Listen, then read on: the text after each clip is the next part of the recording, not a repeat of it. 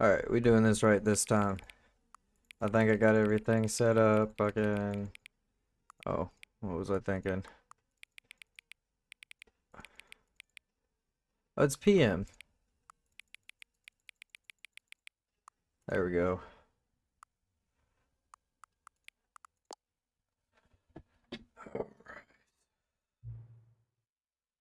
Hang on, hang on. Hang on. Hang on, hang on. Hang on. Oh, click. Before we get started, can I just say something? No. What do you want to say?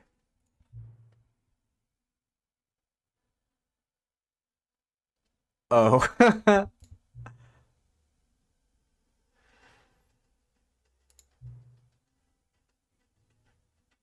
Well, you're welcome. I've never had a game fucking thank me for setting the clock. I did boot it up earlier and set the clock once, and I didn't think nothing about it. It just told me, dude, what is this? Oh, wait. So, so setting the clock is actually pointless. Okay. I'll take this deal. I don't even care what it is. Next time you boot up the game and see the screen, just set the clock to your favorite time. Go ahead, pick whatever time you want. It's not even the correct time. Okay. Thank you. Thank you, developers of Stanley Parable. Next time I start this game up, actually,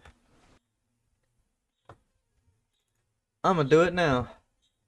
I'm gonna set it to my favorite time, since he told me I could. It's about to be 4:20 up in this bitch. Davey, oh, fuck. I only saw the first. Thank you, Davey.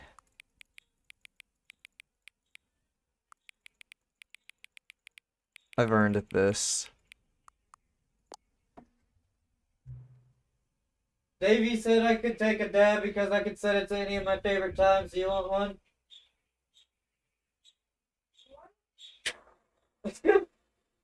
The video game said I could set the time to whatever I want because I earned it.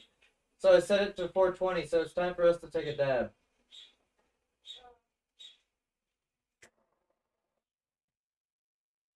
Oh, you're cleaning the bird thing first?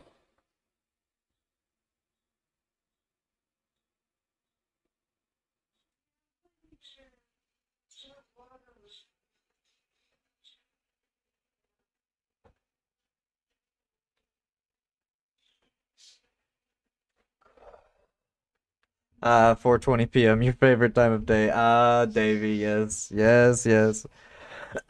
Or could you simply not resist giving me the correct? No, no, this one was my favorite time. After all, I know how much you enjoy setting the time correctly. Okay, now I'm curious how accurate 4:20 p.m. is. Let's use another slider to find out. How accurate? It's I'm 2 hours off, so based on if I was 24 hours off, no, max I could ever be is 12 hours off. So 12 hours would be completely inaccurate. So by that scale, 2 hours. This would be 6 hours inaccurate. Inaccurate. Fuck. So half of 6 is 3. That's 3 hours inaccurate. 2 hours is a third, 2/3 of this. So we'll say it's pretty inaccurate.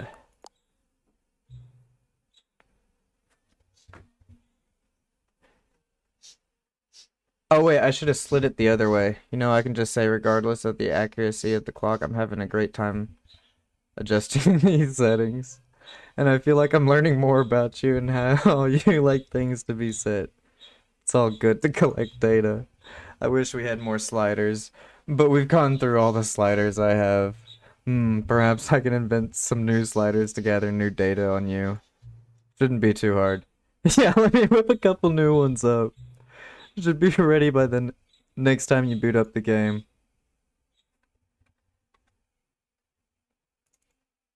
Really now? What do you got for me now, Davey? I haven't even gotten into the game. What the fuck? Oh my god. Developed by Crows. Written by Davy Rendon. Rendon. Davy Rendon. Until the computer is barely visible. It already is barely visible. Please adjust please adjust the slider until the dog and the cat are friends.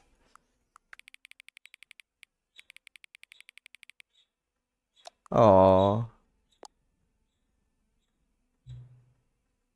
Please adjust the slider until number 5 becomes number 9.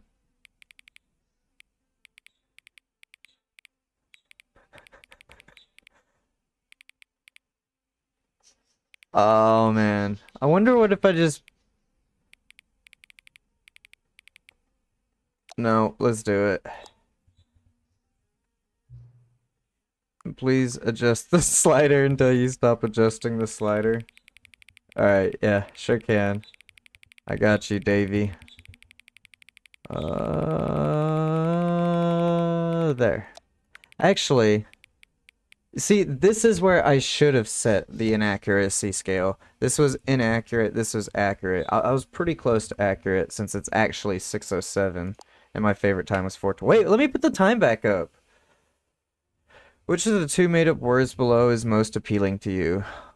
Akuboinikau? Akuboinikau? Scrumtush. I like Scrumtush. It's easier to say. But... Ooh, what if it's not Aku? It's a co... Akubo Inkau. Akubo Inkau. Oculto Impa... Oh, crap. Aku? No, it's Aku. Akub. Akub. Upcub oink. Ow. Akub oink ow. Akaboink ow. Akub boink cow.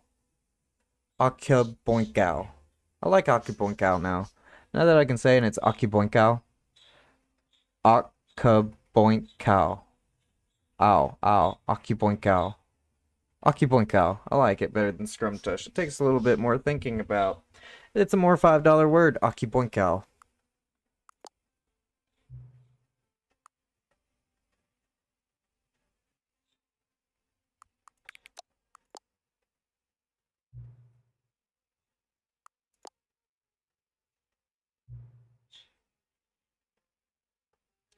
Is the time it is right now the correct time? Oh, shit. I mean... God, that's an I don't know. How do we even know what time it is right now? And like, because in all reality, we just made up time. Like, we just arbitrarily decided that 12 o'clock started whenever in the middle of the night. And it's not even in the middle of the night, anyways. 12 o'clock is like, man, it's like dark at 5 p.m. So that's a whole 7 hours. Actually, no, that is in the middle. But still, I don't know. Is the time it is right now the correct time? No. What time is it anyway? I know. Yes. Is there anything about yourself you haven't told me? Yes. Help! No. Yes.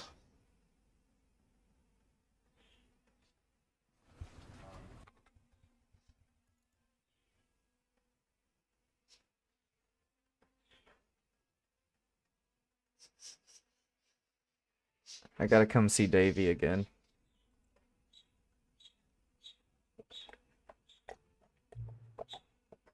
What time is it? Does anybody really truly know? What's up, Victor? Of course they don't. Nobody knows anything. Sorry, Victor. I'm having a little existential crisis with Davy here. We're sitting there talking about time and what it is and what it's not, because does anybody truly know what time it is? You and I don't even know each other. We're like strangers. I don't feel that way. I feel like I know you, Davey. Sure, I've adjusted all the game settings to your exact specifications, but who hasn't? You done to play for it? I'm playing Stanley's Parable right now. It's kind of a crazy game that I've been wanting to play for a while. So I'm gonna go ahead and knock this one out of the way real quick. But Jasmine's playing Fortnite right now. It's just what I do. Like a day job. And now, the job is over. This is the intro. I haven't even started the game yet. I've done fucking, restarted the game like 5 times now. Just because this intro prompt is like so good, dude. Like, he just set up my settings. And then, like, I ended because I was gonna stream it. So I started streaming it, and he was all like, oh, set the time. I set the time, and then he was like, hey, you actually set the time twice. Nobody does that. And now I've been having a great conversation with Davey. There's no more information for me to gather. I've collected all the data on you that I can. And I still don't really know you. And you don't know me. That's not true. I know that you're a very curious person who wants to do their job to the absolute best abilities that you do. That's why you do all of these sliders for me. And neither of us know what time it is. I guess some settings are just unsettable. But if I'm being totally honest, the clock doesn't do anything in the game anyway. You won't have me here when the game starts next. No! No. No. That's not true. Davey.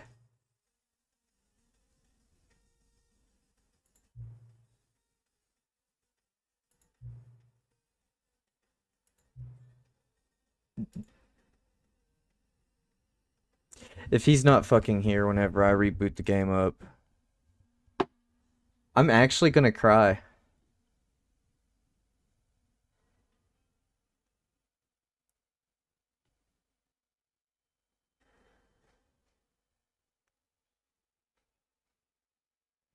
Bro! Davey, what the fuck? You're supposed to ask me what time it was, motherfucker. We gotta set the game up. Holy shit, I actually got tears in my eye. I can't believe I actually cried. Not like real, like a big cry, but fuck, that actually brought tears. Yo, what's up, Yeet? How you doing?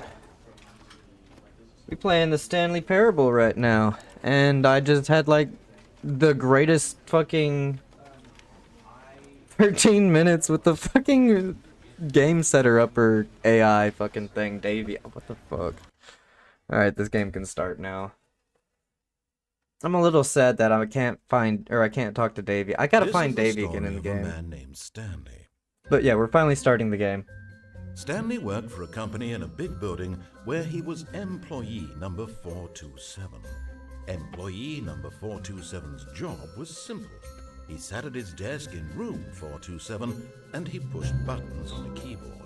Orders came to him through a monitor on his desk, telling him what buttons to push, how long to push them, and in what order. This is what employee 427 did every day of every month of every year. Oh no, I fucking skipped it. I didn't mean to skip it.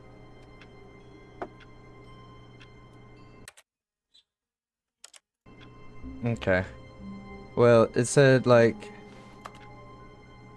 he left to go to the office. Actually, I really want to catch the rest of that. Oh my god, babe! I am so mad. It didn't give me... That scared you. A little. Alright, don't click anything. This don't is the click story anything. of a man named Stanley. Stanley worked for a company in a big building where he was employee number 427. Employee number 427's job was simple. He sat at his desk in room 427 and he pushed buttons on a keyboard. Orders came to him through a monitor on his desk, telling him what buttons to push, how long to push them, and in what order. This is what employee 427 did every day of every month of every year. And although others might have considered it soul-rending, Stanley relished every moment that the orders came in, as though he had been made exactly for this job. He was Stanley made exactly for this job. was happy. And then one day, something very peculiar happened. Something that would forever change Stanley. Victor, Something he would never quite forget. He had been at his desk for nearly an hour when he realized that not one single order had arrived on the monitor for him to follow. No He was one had setting showed things up up. to He's give gotta him set up now. instructions, call a meeting, or even say hi. Never in all his years at the company had this happened, this complete isolation. Something was very clearly wrong. Shocked, frozen solid, Stanley found himself unable to move for the longest time. But as he came to his wits and regained his senses, he got up from his desk and stepped out of his office. Alright, yep, got up from the desk and stepped out of the office. Huh.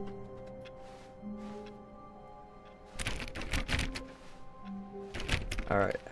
All of his co-workers were gone. What could it mean? Stanley decided to go to the meeting room. Perhaps he had simply missed a memo.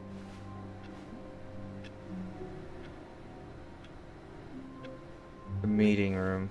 No matter how hard Stanley looked, he couldn't find a trace of his co-workers. Partition Corp providing partitions for 56 years.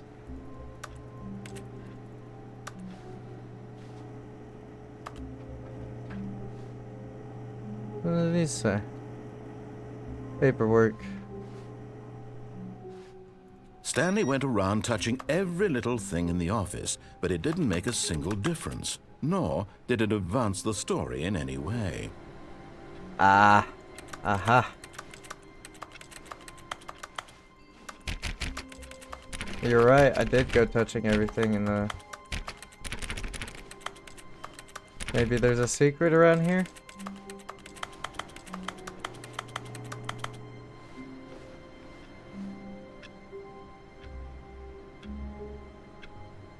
Wait. It's not even at the time that... Oh, I didn't get this at the time. Where's the meeting room?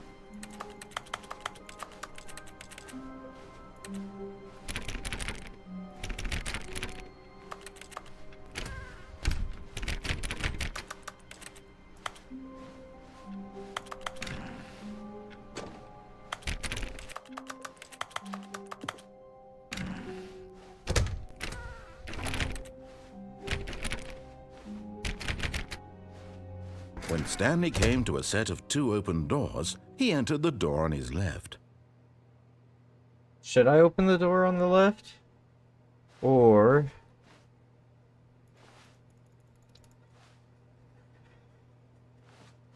This was not the correct way to the meeting room, and Stanley knew it perfectly well.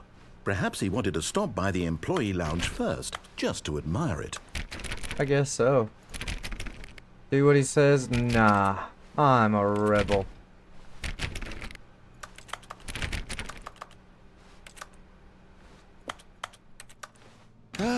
Yes, truly a room worth admiring. It Hey! had really been worth the detour after all, just to spend a few moments here in this immaculate, beautifully constructed room. Stanley simply stood here, drinking it all in. Hey, babe, this has the floors you want. You see? Little living room pit. Yes, really, really worth it being here in the room. A room so utterly captivating that even though all your co-workers have mysteriously vanished, here you sit looking at these chairs and some paintings. Really worth it. Oh, I didn't even look at the paintings. I was looking at mugs.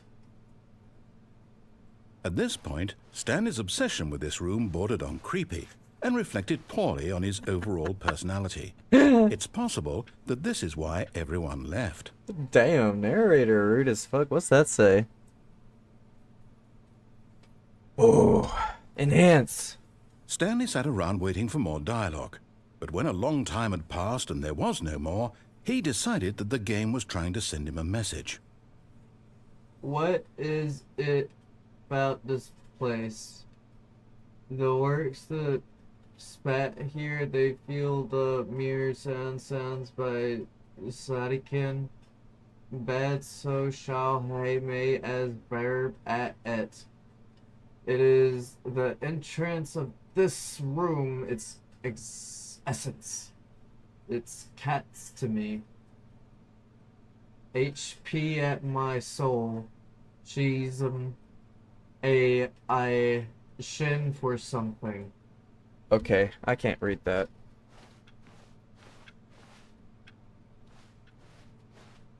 But at last, he'd had enough of the amazing room. Wow! He took the first open door on his left to get back to business. Look at my score. I got third. Hell yeah. No way I had that much of a lead on 8th, 9th, and 10th and 11th. Stanley was so bad at following directions, it's incredible he wasn't crazy. fired years ago.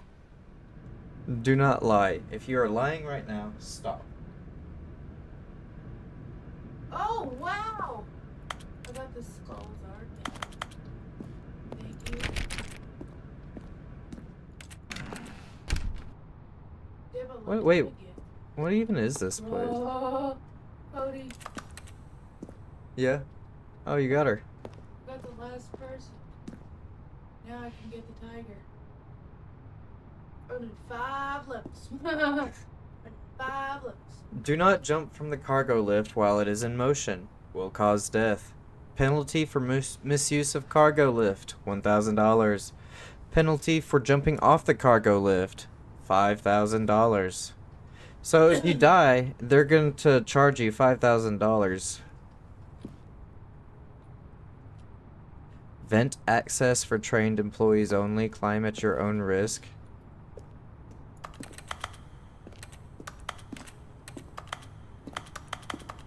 Okay. Look, Stanley, I think perhaps we've gotten off on the wrong foot here. But in his eagerness to prove that he is in control of the story and no one gets to tell him what to do, Stanley leapt from the platform and plunged to his death. Good job, Stanley. Everyone thinks you are very powerful.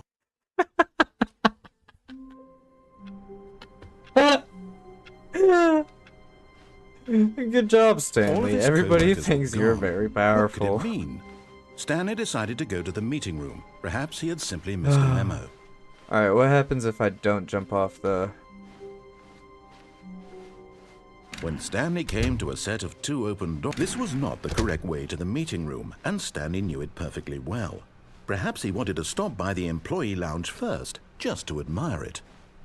Wow, yes, this room. But eager to get back to business, Stanley took the first open door on his left. Nah. Stanley was so bad at following directions, it's incredible he wasn't fired years ago. Look, Stanley, I think perhaps we've gotten off on the wrong foot here. I'm not your enemy, really, I'm not. I realize that investing your trust in someone else can be difficult, but the fact is that the story has been about nothing but you all this time. There's someone you've been neglecting, Stanley. Someone you've forgotten about. Please, stop trying to make every decision by yourself.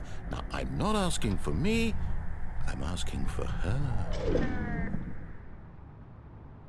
Ayo. This is it, Stanley. Your chance to redeem yourself. To put your work aside. To let her back into your life. She's been waiting. What? What?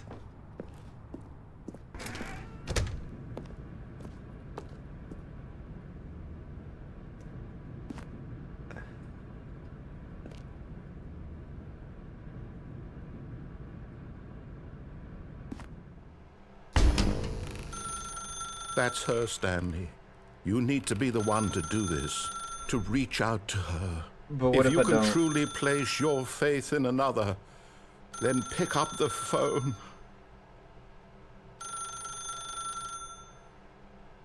No.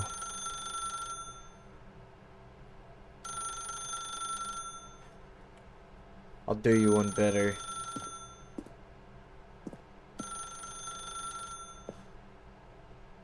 As Stanley picked up the phone, a white light engulfed him, filling him not just with radiance, but with hope. Hope for a life reunited one... Wait. Oh, goodness. Stanley, did you just unplug the phone? No, that wasn't supposed to be a choice. How did you do that? I don't even You know. actually chose incorrectly. I didn't even know that was possible. Let me double check. Rustling paper. No, it's definitely here, clear as day. Stanley picks up the phone. He's Nope. taken to his apartment where he finds his wife, and the two pledge themselves to one another. Music comes in, fade to white, roll credits. Not picking up the phone is actually somehow an incorrect course of action. How is that even possible? None of these decisions were supposed to mean anything. I don't understand. How on earth are you making meaningful choices? What did you... Wait a second. Did I just see... No, that's not possible. I can't believe it. How had I not noticed it sooner? You're not Stanley.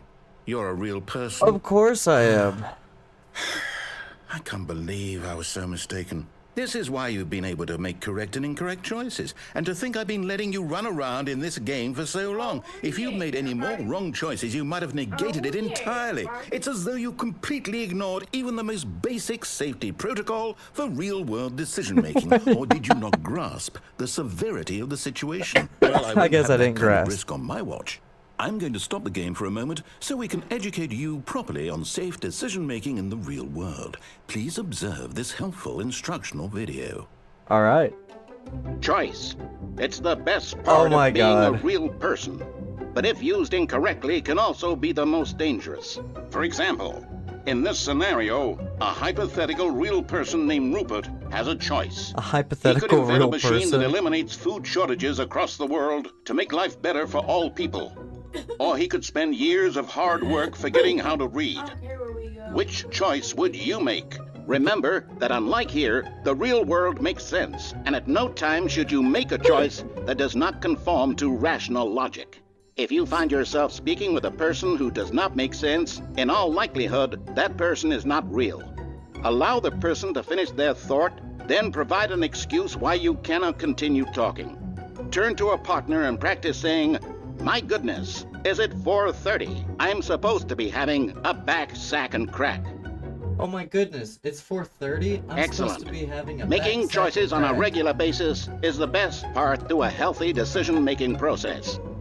Most medical professionals 6:30. recommend making at least 8 choices per day. Do you make more than 8? Less? And finally, if you begin to wonder if your choices are actually meaningful and whether you'll ever make a significant contribution to the world, just remember that in the vast infiniteness of space, your thoughts and problems are materially insignificant, and the feeling should subside. At this time, your instructor will guide you in an exercise to test and reinforce the material covered in this video. Ah, welcome back. Wait, You may have Oh my noticed God. that this room has begun to deteriorate as a result of narrative contradiction. But not to worry. Now that you're properly informed on good decision-making, we're going to revisit a choice you made just a few minutes ago and see what the correct thing to do would have been. This way, please. nah.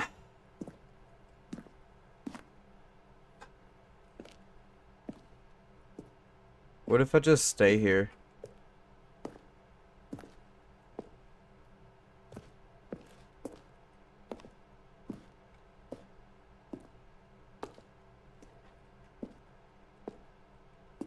Okay, he doesn't encourage me.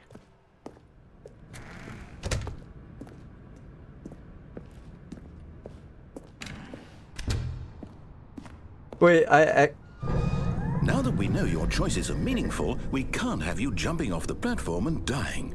Imagine the main character dying senselessly halfway through the story. That story would make no sense at all. We just need to get you home as soon as possible before the narrative contradiction gets any worse. Unfortunately, it seems this place is not well equipped to deal with reality.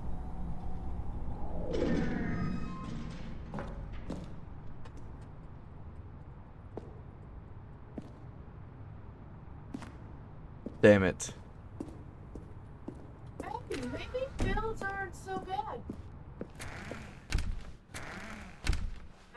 kind of bothers with this. Wait, I gotta walk all the way back? Have you built anything? Almost there. You'll take the door on the left, back to the correct ending. The story will have resolution once again, and you'll be home free in the real world.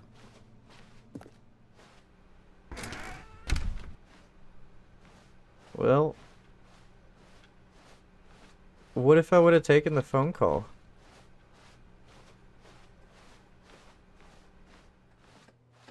Now remember, all you need to do is behave exactly as Stanley would. That means choosing responsibly and always putting the story first. I'm quite sure you'll be up to the task. Just follow my lead and you'll be fine. All right. When Stanley came to a set of 2 open doors, he entered the door on his left.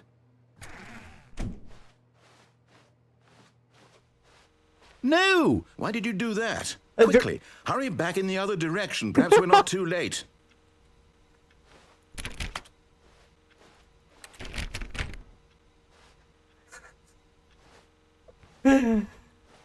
I'm breaking the story.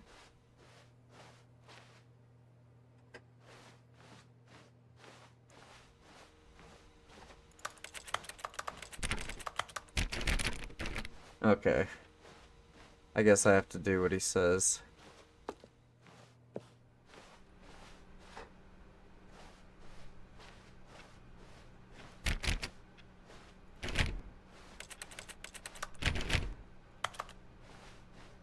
Oh, it's ruined. I can't believe, after everything we talked about, that my story, you've destroyed my work. Why? For what? What did you get out of that? What did you think was so special about seeing the game undone, left here like so much garbage? It's worthless now. And what am I supposed to do? Even if there were a way to continue, would it be worth it? To know that my story is now incorrect? How can I go back to that? I can't erase that knowledge. I'll have to live with it forever, reliving its impossibility forever. I couldn't live that way. Is it better to shut the game down entirely? To willingly destroy all of my work? I don't know. What's the answer? What do I do? What do I do? What do I... No, I have to. I have to shut the game down. I have to. Wait. I have to.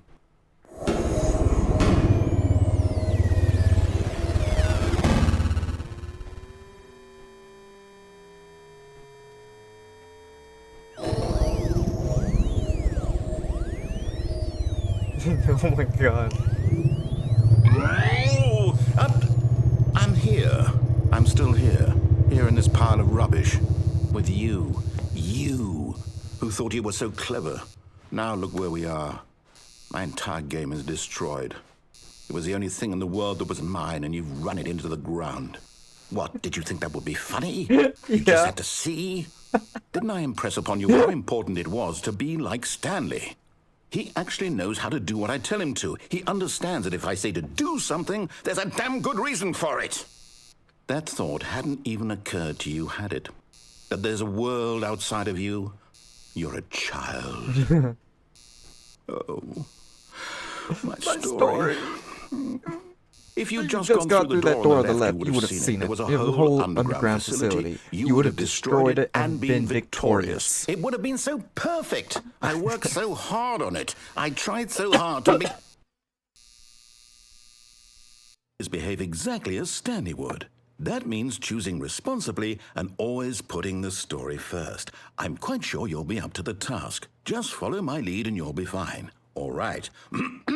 When Stanley came to a set of 2 open doors, he entered the door on his left. Yep. No! Why did you do that? Quickly, hurry back.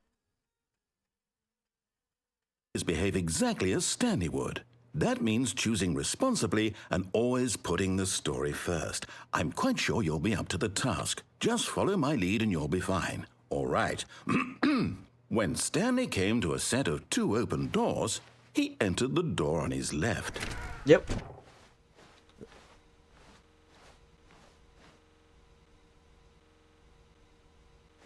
I think he's done talking to me. No! Why did you do that? Quickly, hurry back. Behave exactly as Stanley would. That means choosing responsibly and always putting the story first. I'm quite sure you'll be up to the task. Just follow my lead and you'll be fine. All right. When Stanley came to a set of 2 open doors, he entered the door on his left. Alrighty.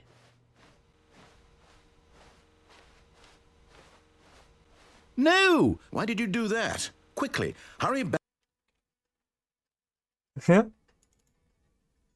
Alright, we're gonna see what the phone call does this time. We'll go ahead and skip all this.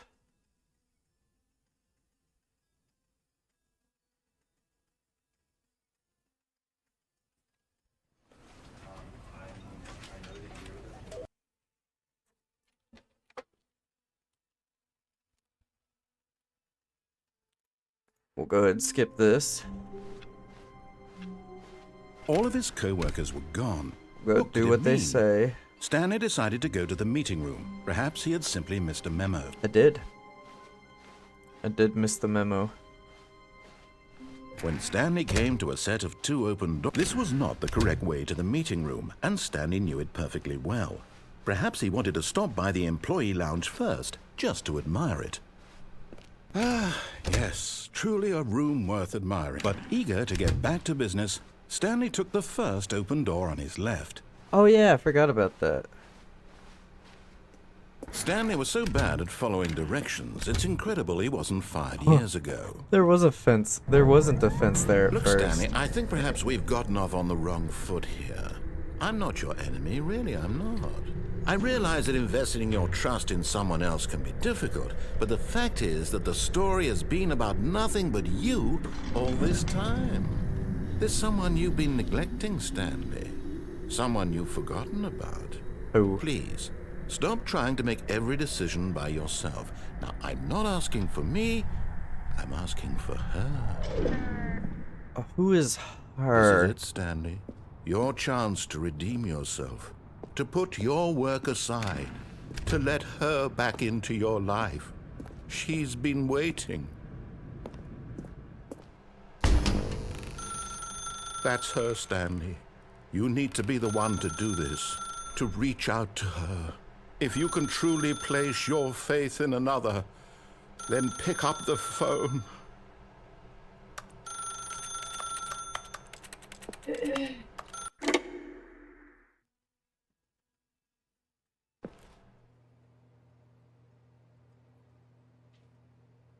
Oh, Wait. Stanley, is that you? Hold on, sweetie. Sorry to keep you waiting. I'm just pulling the bread out of the oven. All right. Okay, there we go. All right, now, I want you to come in and tell me all about your day. Gotcha. Oh, come on. Did you actually think you had a loving wife? Bruh. They want to commit their life to you. I'm Bruh. trying to make a point here, Stanley. I'm trying to get you to see something. Come inside. Let me show you what's really going on here.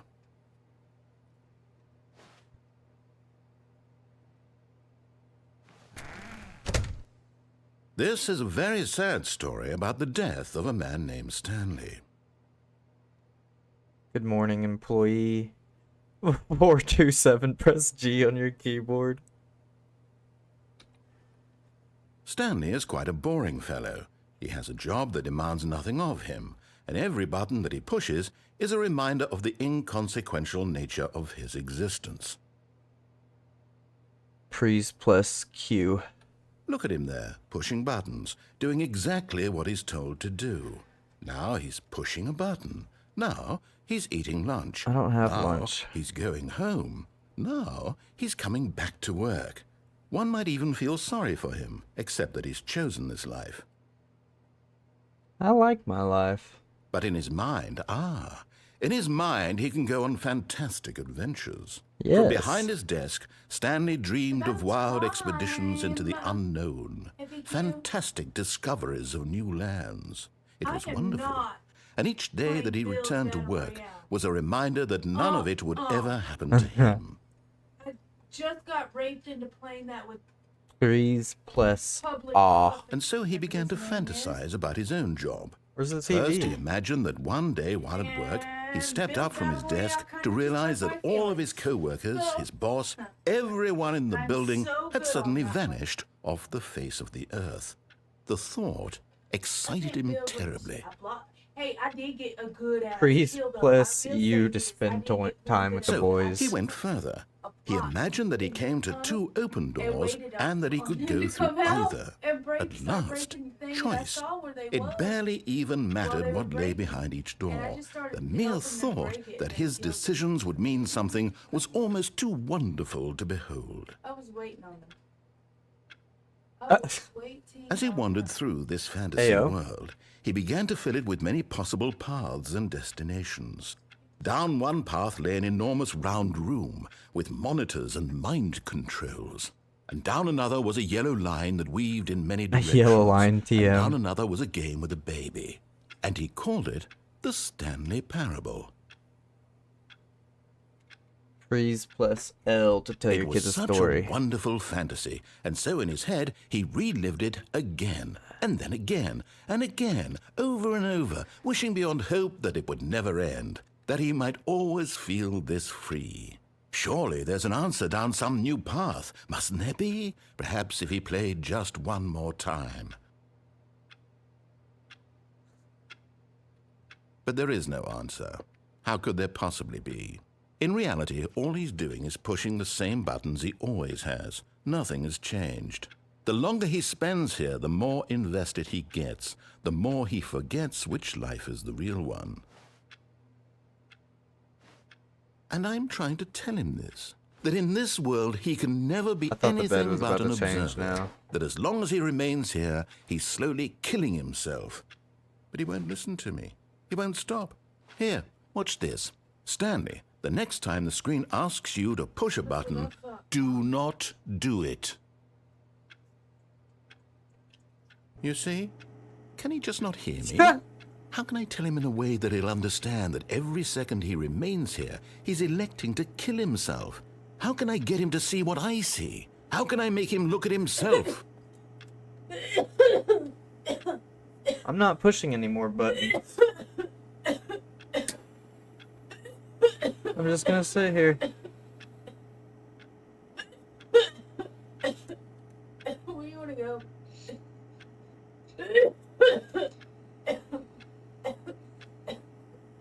I guess I gotta Because I push buttons. can't, not in the way I want him to. But I don't make the rules. I simply play to my intended purpose, the same as Stanley. We're not so different, I suppose. I'll try once more to convey all this to him. I'm compelled to. I must. Perhaps, well, maybe this time he'll see. Maybe this time. And I tried again, and Stanley pushed a button. And I tried again, and Stanley pushed a button. And I tried.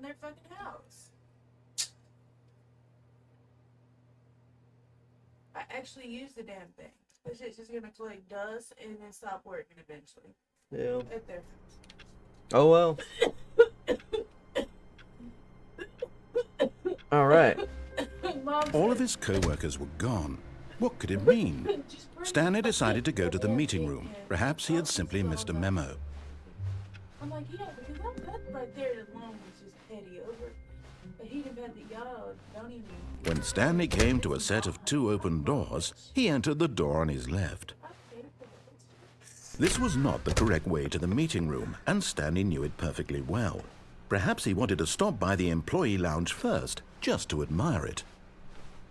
Wow, yes, this room. But eager to get back to business, Stanley took the first open door on his left. I am ready. And so he detoured through the maintenance section, walked straight ahead to the opposite door, and got back on track. Actually, I want to see what this does now. But Stanley didn't want to go back to the office. He wanted to wander about and get even further off track. So now in order to get back, he needed to go, from here it's, left. Okay, so Oh, no, it's to the right, my mistake. I just No, not the right. Why would I have ever said it was to the right? What was I thinking? It's clearly... Oh dear, would you hold on for a minute, please? Come on, it's this door. Now, let's see. We went down right, left, down, left, right. Yep. Okay, yes. I've got it now. This story is absolutely, definitely this way. Oh, shit. Oh, I can't drive. This is even further down. No. This isn't right at all. You're not supposed to be here yet. This is all a spoiler. Quick, Stanley, close your eyes. Nah. Okay. We just have to get back to, who am I kidding? It's all rubbish now. 601's been fired. Completely unusable. How about, rather than waste my time trying to salvage this nonsense, we'll just restart the game from the beginning. And this time, suppose we don't wander so far off track, Okay, from the top. Damn it, I didn't even get to see 427. All of his co-workers were gone. What could it mean? Stanley decided to go to the meeting room. Perhaps he had simply missed a memo.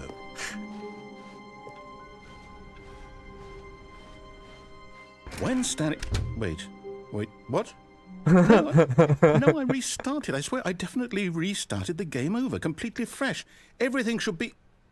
Oh, did something change? I don't even know what I'm Stanley, trying to do. Did you change I'm anything just when we fooling were back in around that right room now. with all the No, monitors? I Did didn't. you move the story somewhere, or... How can I move the Hold on. story? Why am I asking you? I'm the one who wrote the story. Yeah. It was right here just a minute ago. I know for sure that it's here somewhere. Okay, then. Did I come It's through an that door? adventure. Come, Stanley. Let's find the story. How?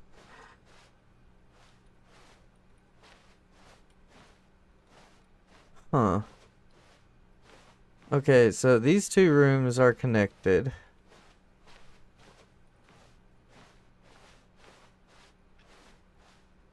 The fuck? Find the story. I'm gonna get lost in this shit. What the? I'll say it. This is the worst adventure I've ever been on. I can promise you there definitely was a story here before. Do we need to restart the game again? Well, I find it unlikely that we'll ever progress by starting over and over again, but it's got to be better than this. Okay, let's give it a shot. Why not? This dude's wild. All of his co-workers were gone. What could it mean? Stanley decided to go to the Everything meeting looks room. normal. Perhaps he had simply missed a memo. Okay, I think we're good.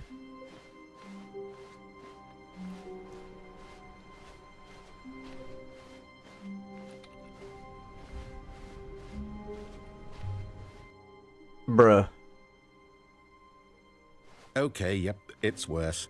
I might be remembering this wrong. It's possible the story is back where we just came from. Then Why don't we go back the other direction and see if we missed anything?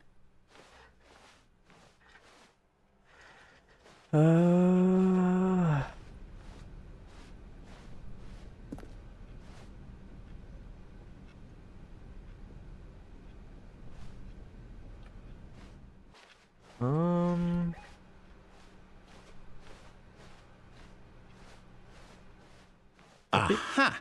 I knew we'd missed something. The fuck? The story. Here it comes. No, wait. Never mind. Not the story. Okay, let's head back the other way and retrace our steps. Bruh.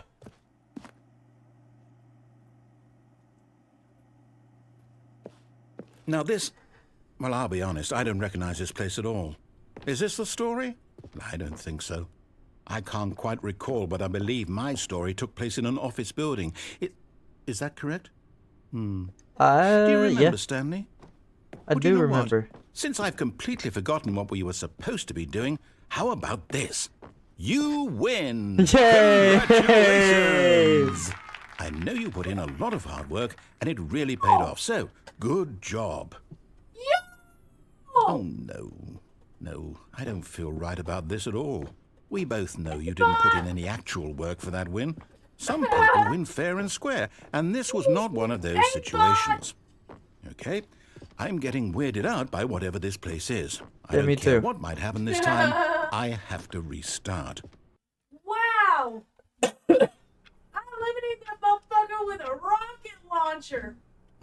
All right, I've got a solution. This time, to make sure we don't get lost, I've employed the help of the Stanley Parable Adventure Line. Just follow the Oh, line. that was good. How simple is That that? was so good. Let's do it again. Now I got 6 more from looping. I don't have to make any choices now. Wait a second. Oh, that's not right. That's not, wait. This door wasn't open before. Walking around like they're an OG or some shit. They finna find out what an OG look like. What a GO look like. No, I'm done. We're leaving it up to the line from now on. Oh, okay. He said he's done.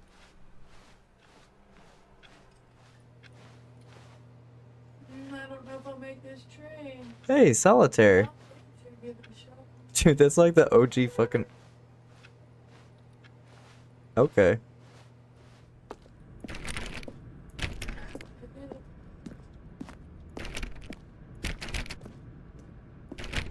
You see? The line knows where the story is. It's over in this direction. Onward, Stanley, to destiny. Though, here's a thought. Wouldn't wherever we end up be our destination, even if there's no story there? Or to put it another way, is the story of no destination still a story?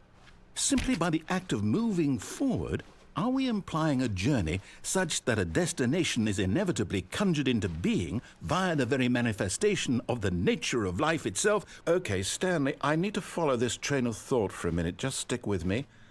Now, we can both agree that the nature of existence is in fact a byproduct of one's subjective experience of that existence, right? Yes. Okay. Now, if my experience of your existence rests inside of your subjective experience of this office, is this office in fact the skeleton of my own relative experiential mental subjective construct? Whoa. Yes. Hang on. That got a bit weird back there. Well, I'd like to apologize. Not sure where I was going with all that. That's alright, I You know what? completely I understood think you. what If we your need subjective right now is a existence bit was of actually music to real, lighten then the maybe there would mood. be a skeleton. But this is not a skeleton, this is just a gang.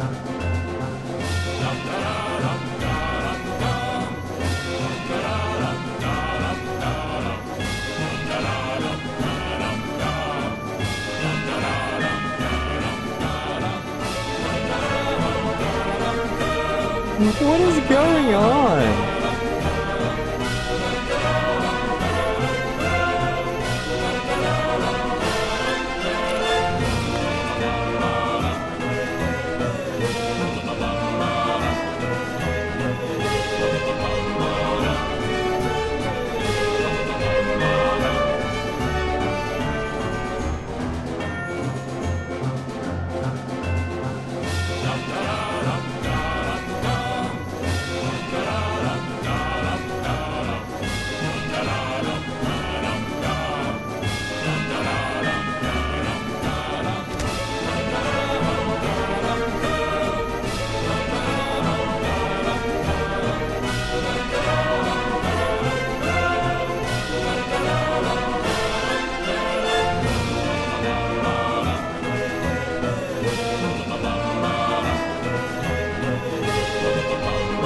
Cut the music.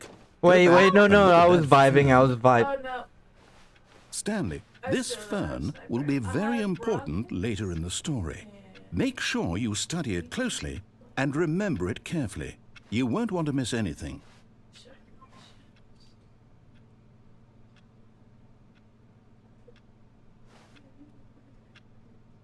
You need some too. I got ammo for my guns that I am currently committing every bit of detail of this fern to memory.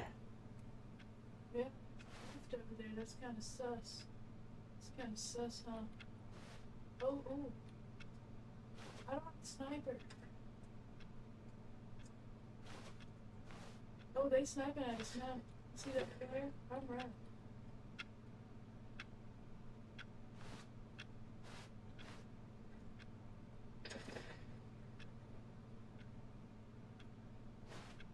All right, it's been committed. I want that What did I even miss? That music was so epic. I just had to follow the line.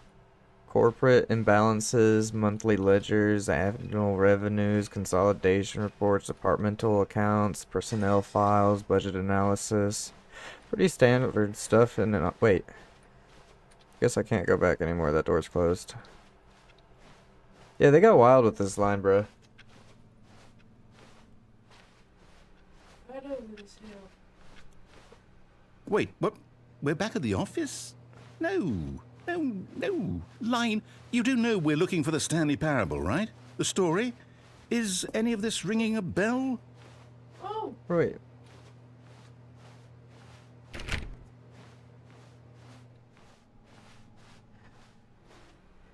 Now I get a choice.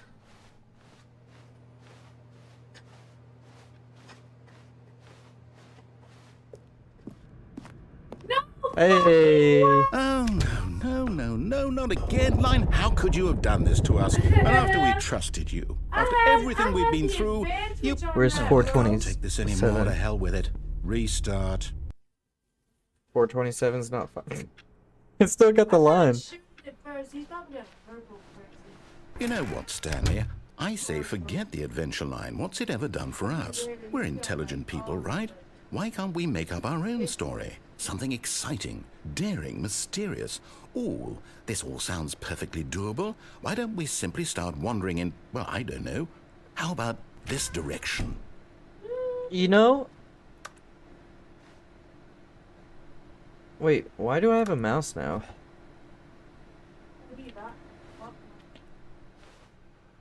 I guess, you know, I'll go this way. Now, yes, this is exciting. Just me and Stanley forging a new path, Because I just a new don't want story. one. Well, it could be anything. What do you want our story to be? Can it be Go like, wild. Use your imagination. dude, Whatever could it might be be, Stanley, about a man I'm who works in ready an for it. office, right? A man who works in an office, right? All of the whole time he works there, he just pushes buttons. There's like no actual consequence to his life. But then he decides to start going through the office whenever he stops getting orders, and get this, he's gonna go through these doors, right? And he's gonna go and follow the direction that the narrator says.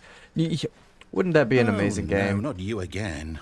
Stanley, I'd also like to veto the line from having any role in our awesome new story. No lines or monitor rooms. Just don't acknowledge it, and we should be fine.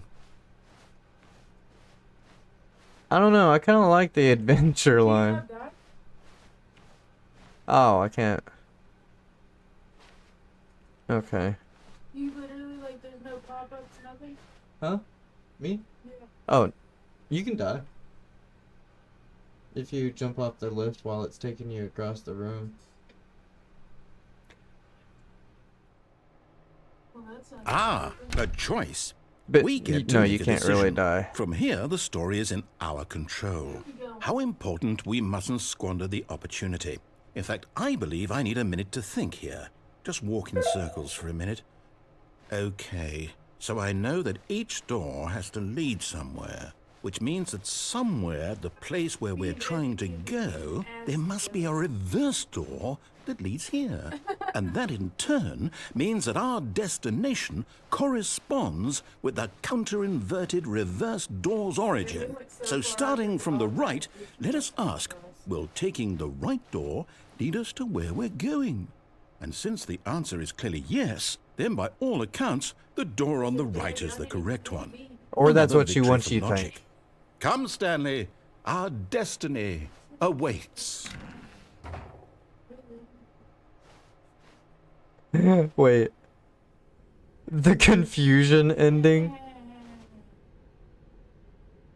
Deviate from the maintenance room, end up in monitor, narrator starts hold the on, game, what's this? first restart. The confusion ending. You're telling me that's what this is? It's all one giant ending? And we're supposed to restart the game, what, eight times? That's really how all this goes? It's all determined? So now, according to the schedule, I restart again. Then what? Am I just supposed to forget? Find a bookstore? Well, what if I don't want to forget?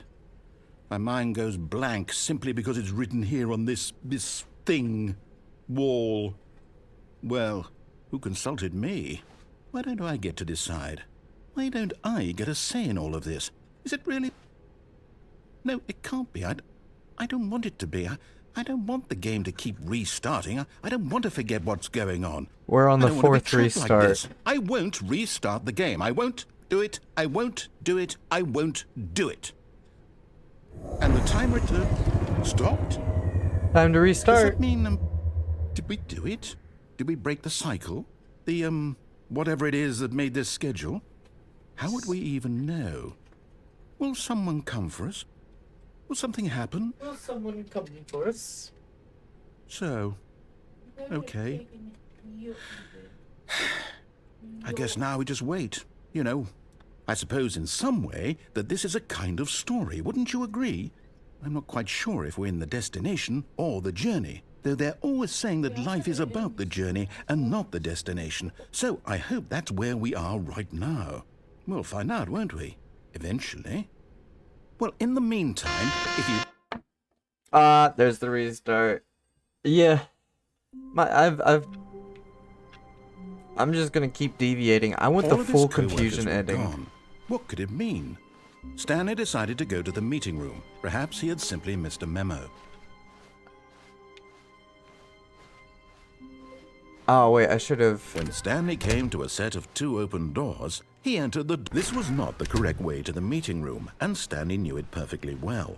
Perhaps he wanted to stop by the employee lounge first, just to admire it. I forgot what I did. The lounge was sublime, a work of art.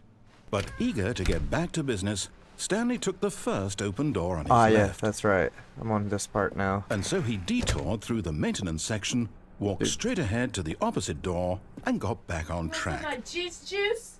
Want some of my juice? Yes, I'm on this part. Okay, 15 left to save our lives at the end. Which way am I supposed to go now? I need this. I'm gonna land hits on any player with a grapple. I need like 20. I guess this is the way. Yet there was not a single person here either. Feeling a wave of disbelief, Stanley decided to go up to his boss's office, hoping he might find an answer there. I think I messed up the confusing ending. Oh, that's a fucking box. That's a box. Here's some vehicles. No. Drive now, bitch. Yes, I like this slide. Fucker. Drive this fucking Rate car. at which charts on the same slide chart depict the same information. Rate of increase of graphs per slide. Please, no more charts. Please, I'm begging. Stop, stop, stop.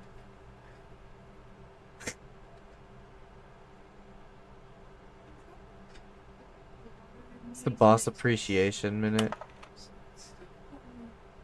Do you ever find yourself in a conflict with another diligent employee like yourself, but more inclined to conflict unless you're the kind of person who initiates conflict? Why do we have...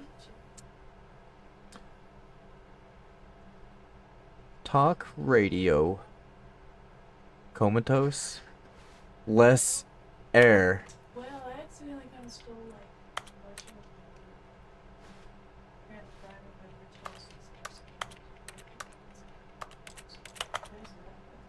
Auto Okay.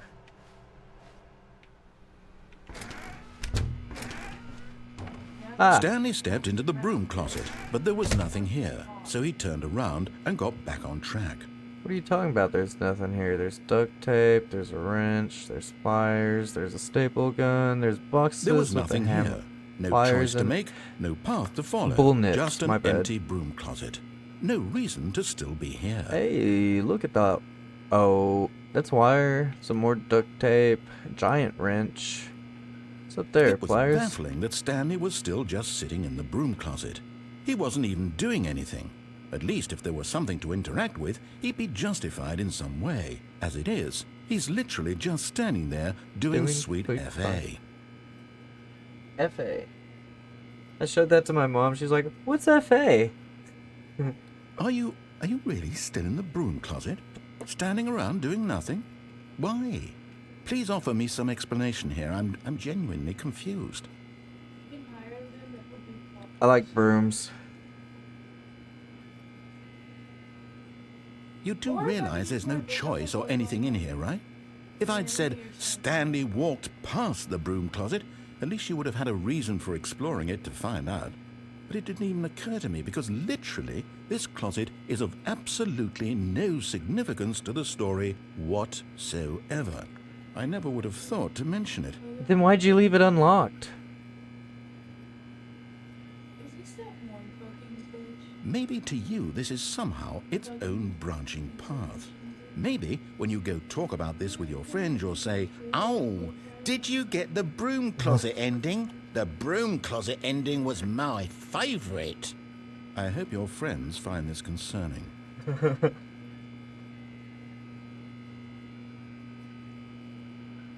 Stanley was fat and ugly and really stupid.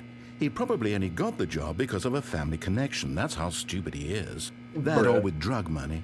Also, Stanley is addicted to drugs and hookers. Love hookers. Hookers and drugs, those are my two favorite things. Well, I've come to a very definite conclusion about what's going on right now. You're dead. You got to this broom closet, explored it a bit, and were just about to leave because there's nothing here when a physical malady of some sort shut down your central nervous system and you collapsed on the keyboard. Well, in a situation like this, the responsible thing is to alert someone nearby so as to ensure that your body is taken care of before it begins to decompose. Hello? Anyone who happens to be nearby? The person at this computer is dead. They have fallen prey to any number of your countless human physiological vulnerabilities. It's indicative of the long-term sustainability of your species. Please remove their corpse from the area and instruct another human to take their place, making sure they understand basic first-person video game mechanics and filling them in on the history of narrative tropes in video gaming, so that the irony and insightful commentary of this game is not lost on them. All right, when you've done that, just step out into the hallway. Ah, second player. It's good to have you on board. I guarantee you can't do any worse than the person who came before you. You too? Unbelievable. I'm at the mercy of an entire species of invalids. Perhaps there's a monkey nearby you can hand the controls to. A fish? Fungus? Look, you can hammer out the details. I'm not particularly picky. I'll just be waiting for when you're ready to pick up the story again.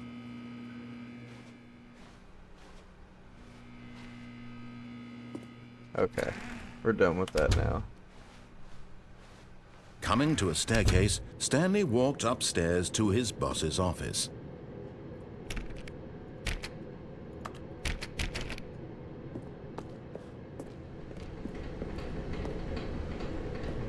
Huh.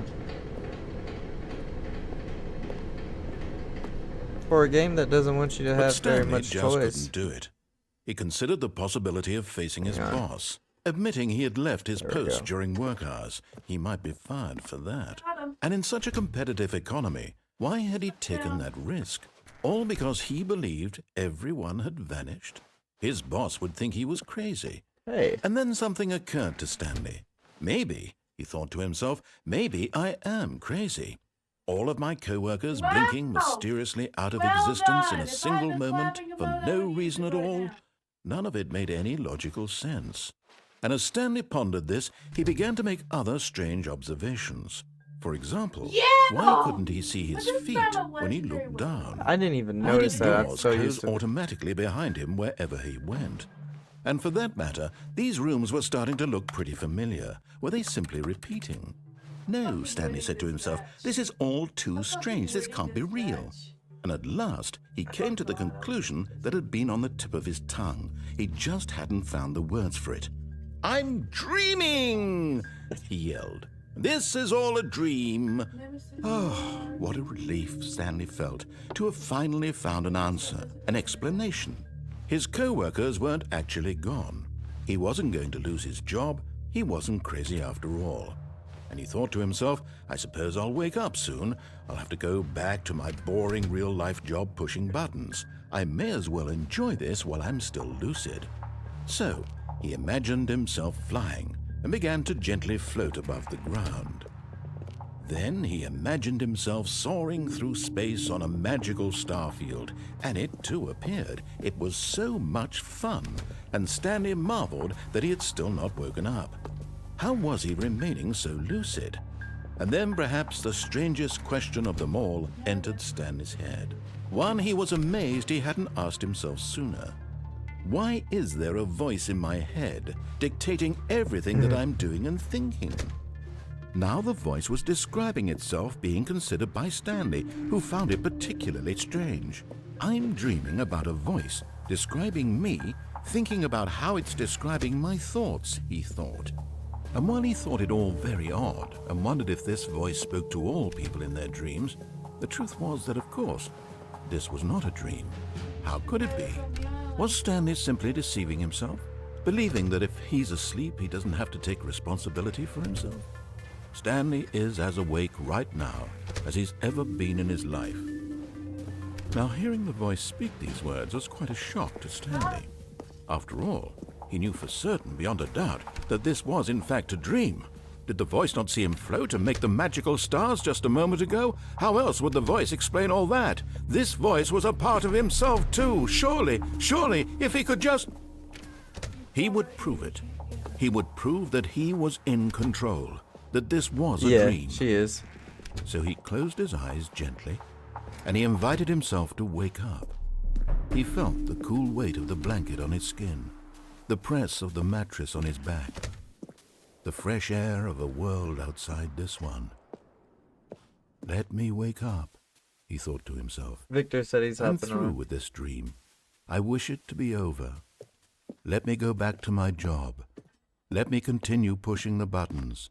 Please, it's all I want. I ain't got it without I want my finishing off that apartment kill. and my wife and my job. All I want is my life exactly the way it's always been. My life is normal. I am normal.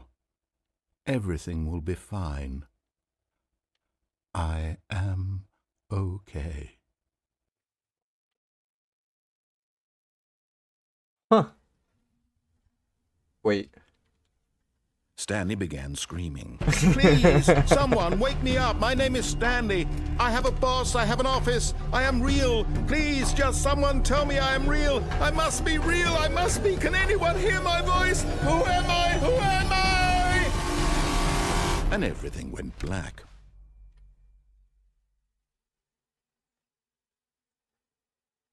This is the story of a woman named Mariella. What? Mariella woke up on a day like any other. She arose, got dressed, gathered her belongings, and walked to her place of work. But on this particular day, her walk was interrupted by the body of a man who had stumbled through town talking and screaming to himself, and then collapsed dead on the sidewalk. And although she would soon turn to go call for an ambulance, for just a few brief moments she considered the strange man. He was obviously crazy, this much she knew. Everyone knows what crazy people look like. And in that moment, she thought to herself how lucky she was to be normal. I am sane. I am in control of my mind. I know what is real and what isn't. It was comforting to think this, and in a certain way, seeing this man made her feel better. But then she remembered the meeting she had scheduled for that day. The very important people whose impressions of her would affect her career, and by extension, the rest of her life. She had no time for this, so it was only a moment that she stood there, staring down at the body. And then she turned and ran. Turned and ran.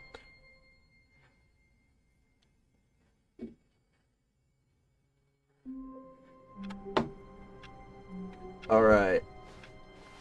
All of his co-workers were gone. What could it mean? Stanley decided to go to the meeting room. Perhaps he had simply missed a memo.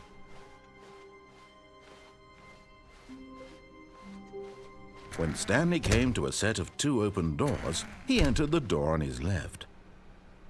I did. I'm actually going the right way this time. Yet there was not a single person here either. Feeling a wave of disbelief, Stanley decided to go up to his boss's office. Hoping coming to a staircase, Stanley walked upstairs to his boss's office. Jesus. Wait, this is the boss's office? I've got the feeling money for stealing, but not yours, of course. Say, that's a lovely purse. Extreme bathrooms.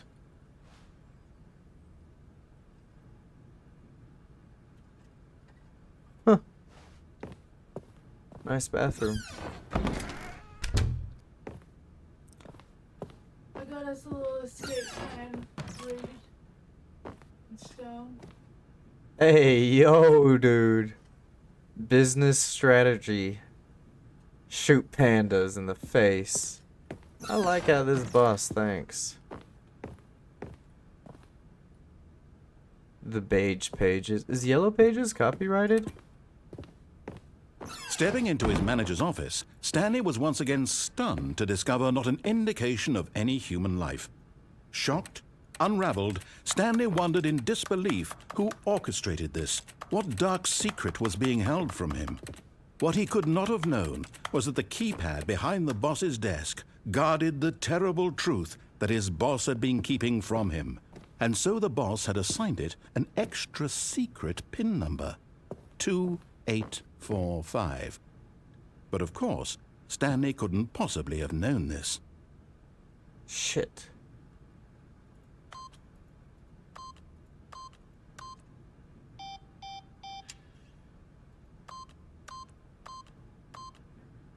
Stanley just sat around twiddling his thumbs. Trying to input anything on the device was useless, since he could never possibly know that the combination was 2845. There's gotta be something around here that tells me. 2845.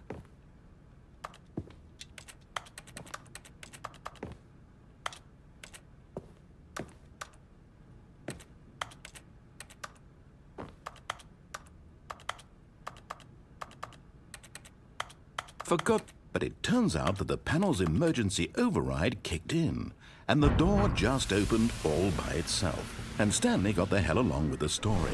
Well, whoop-de-doo.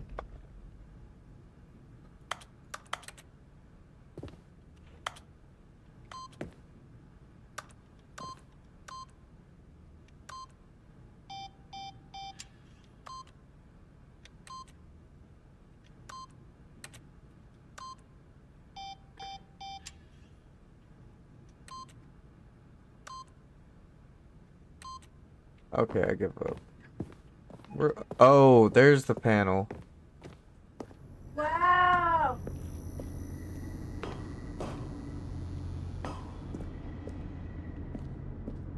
So dark.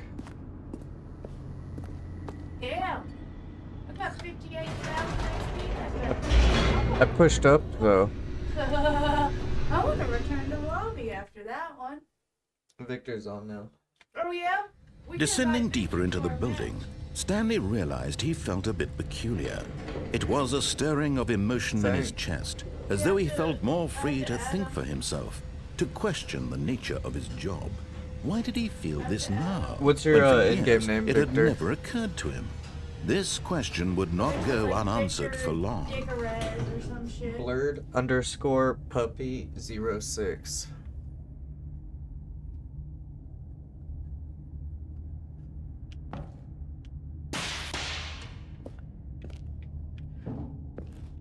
What is this? Stanley walked straight ahead through the large door that read Mind Control Facility. Okay, now what? Blurred underscore. Puppy 6. 06. What you're using. Although this passageway had the word escape written on it, the truth was that at the end of this hall, Stanley would meet his violent death. The door behind him was not shut. Stanley still had every opportunity to turn around and get back on track. I sent him a friend request. At this point, Stanley was She making a sent you a conscious, friend concerted request. effort to walk forward and willingly He said confront he his can't talk, death. so he'll be able to hear. Okay, that's just like every year.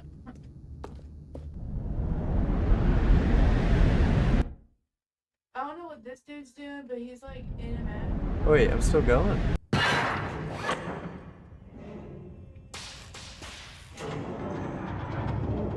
As the machine whirred into motion and Stanley was inched closer and closer to his demise, he reflected that his life had been of no consequence whatsoever.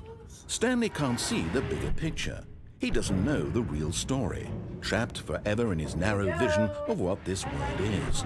Perhaps his death was of no great loss, like plucking the eyeballs from a blind man. And so he resigned and willingly accepted this violent end to his brief and shallow life. Farewell, Stanley.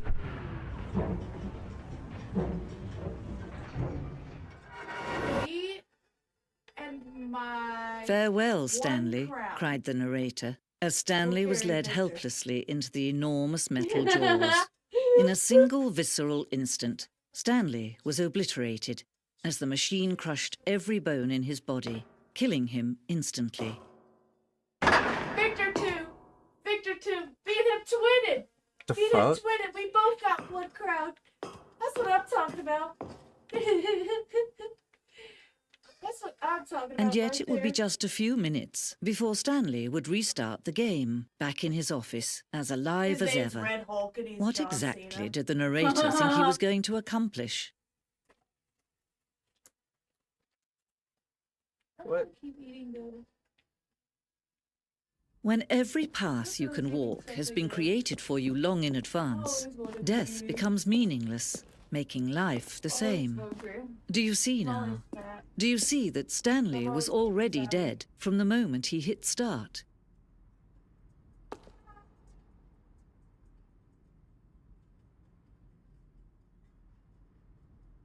Huh. That's the blueprint of the office.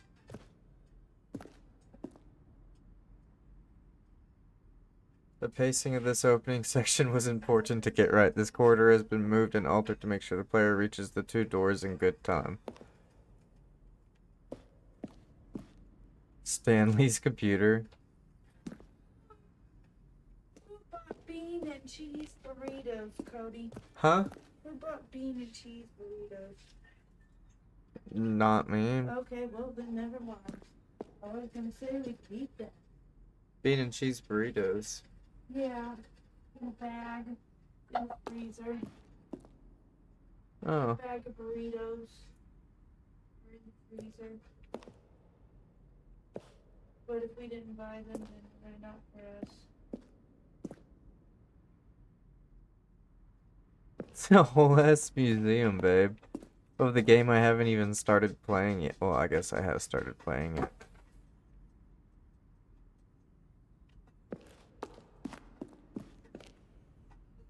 I like how I said I'm not losing. And I fucking lost.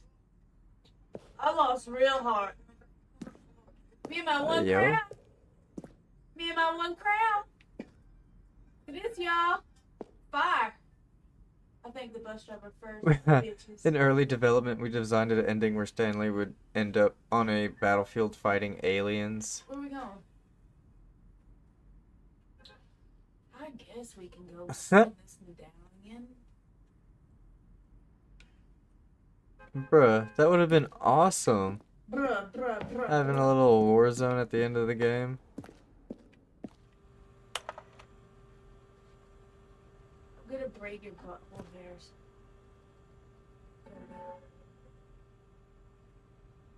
Have fun.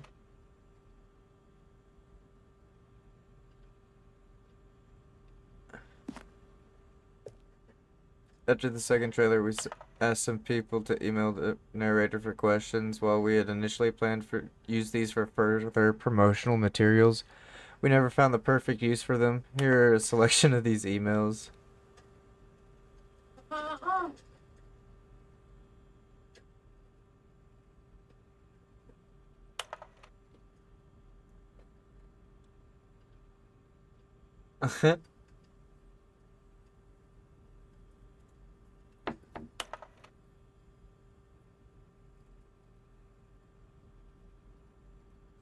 What's Stanley's last name?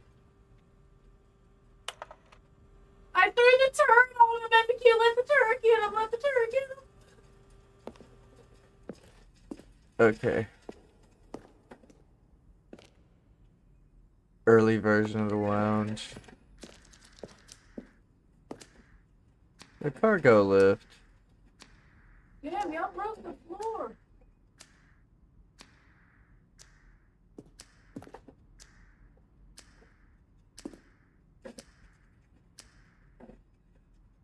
We also wanted to add the option of them falling to their death.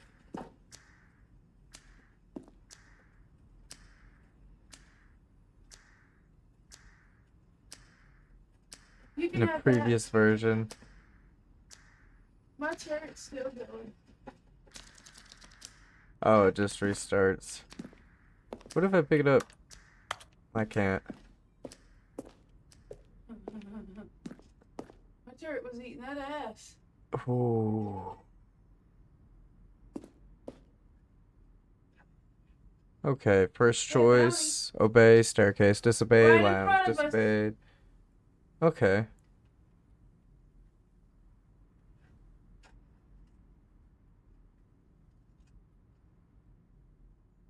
To the confusing ending. Huh.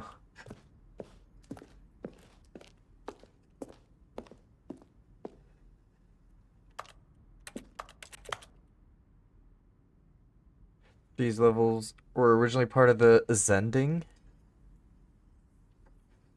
Huh.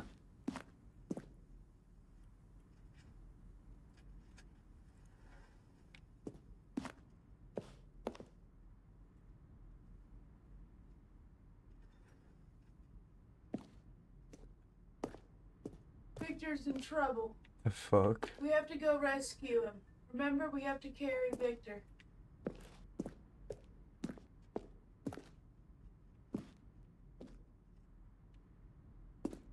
Okay.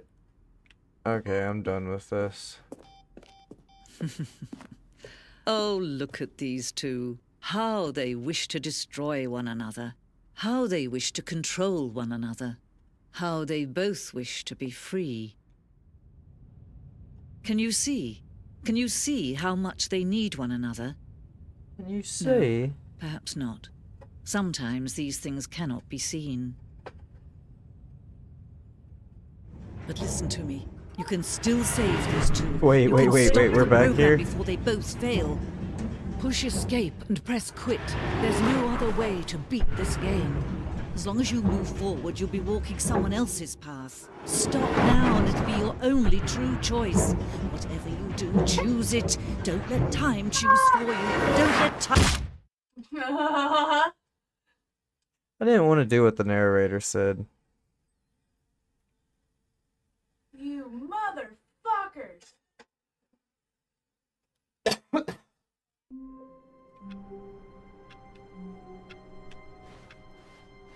How wonderful. Stanley was alone. Finally. This is great, he thought to himself. This is what I've wanted all along. I got what I wanted. Guess I did this one. That's a new narrative. When Stanley came to a set of 2 open doors, he entered the door on his left. Alright. Yet there was not a single person here either. Yep. Feeling a wave of disbelief, Stanley decided to go up to his boss's office, hoping he might find an answer there. Oh no, no, not again. I won't be part of this. I'm not going to encourage you. I'm not going to say anything at all. I'm just going to be patient and wait for you to finish whatever it is you enjoy doing so much in this room. Please take your time. Okay. Coming to a staircase, Stanley walked upstairs to his boss's office.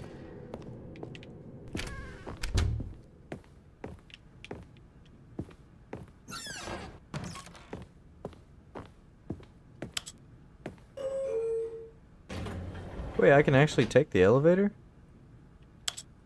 Let's go up.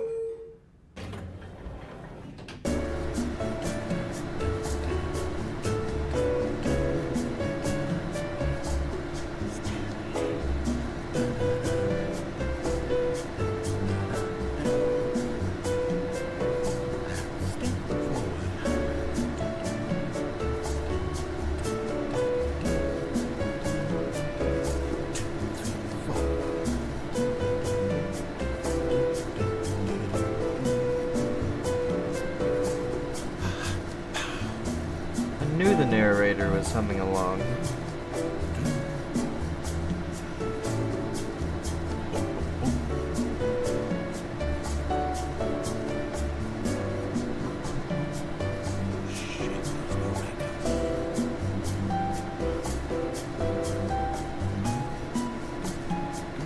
It's a long elevator.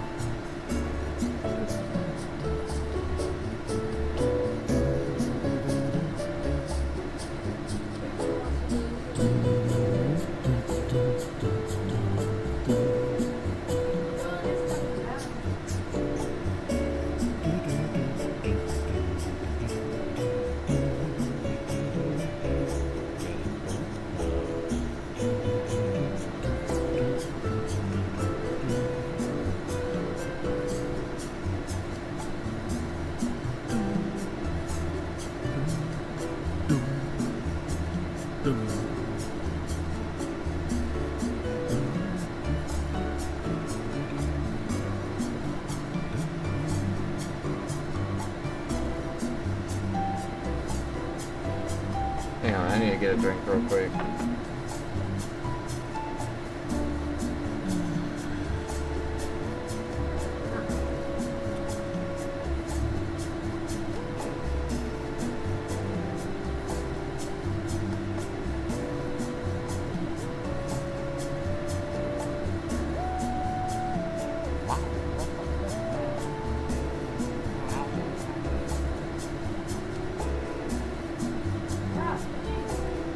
She didn't want to fucking die.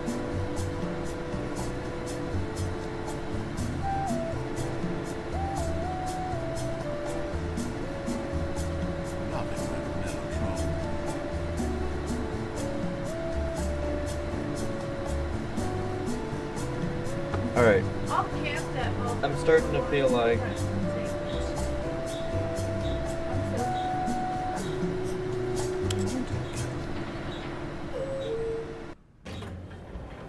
We can all hide in this. yeah, I should have known that wasn't gonna do anything. Stepping into his manager's office, Stanley was once again stunned to discover not an indication of any human life. What could it mean? Stanley wondered aloud. Stanley was in such a rush to get through the story as quickly as possible, he didn't even have a single minute to just let the narrator talk. That kind of anxiety isn't healthy, so he relaxed for a few moments with some calming New Age music.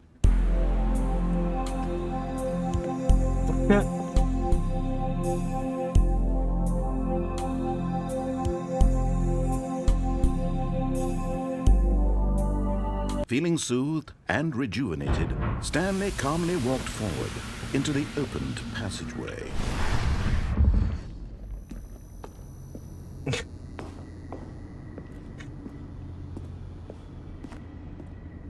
Play the rejuvenating music. Alright, go down.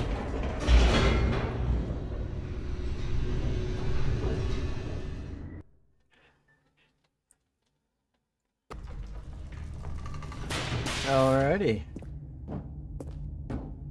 Stanley walked straight ahead through the large door that read Mind Control Facility.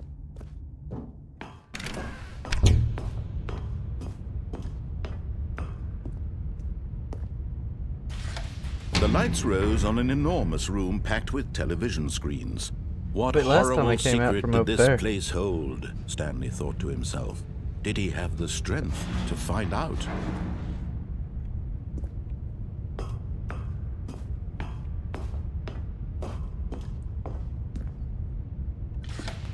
Now the monitors jumped to life, their true nature revealed. Each bore the number of an employee in the building, Stanley's co-workers. The lives of so many individuals reduced to images on a screen, and Stanley, one of them, eternally monitored in this place where freedom meant At the nothing. very edge. There's my camera. 427.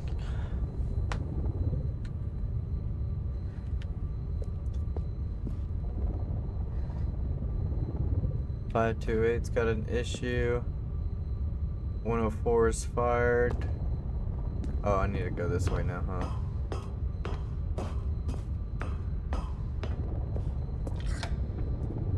This mind control facility, it was too horrible to believe. It couldn't be true. Had Stanley really been under someone's control all this time? Was this the only reason he was happy with his boring job? That his emotions had been manipulated to accept it blindly? No, he refused to believe it. He couldn't accept it. His own life in someone else's control? Never! It was unthinkable. Wasn't it? Was it even possible? Had he truly spent his entire life utterly blind to the world? But here was the proof. The heart of the operation. Controls labeled with emotions. Happy, or sad, or content. Walking, eating, working. All of it monitored and commanded from this very place. And as the cold reality of his past began to sink in, Stanley decided that this machinery would never again exert its terrible power over another human life. For he would dismantle the controls once and for all.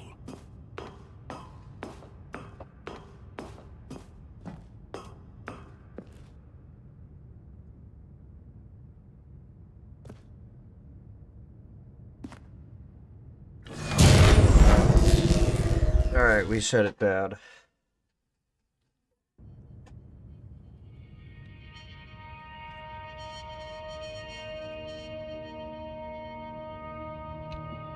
Blackness and a rising chill of uncertainty. Was it over? Yes.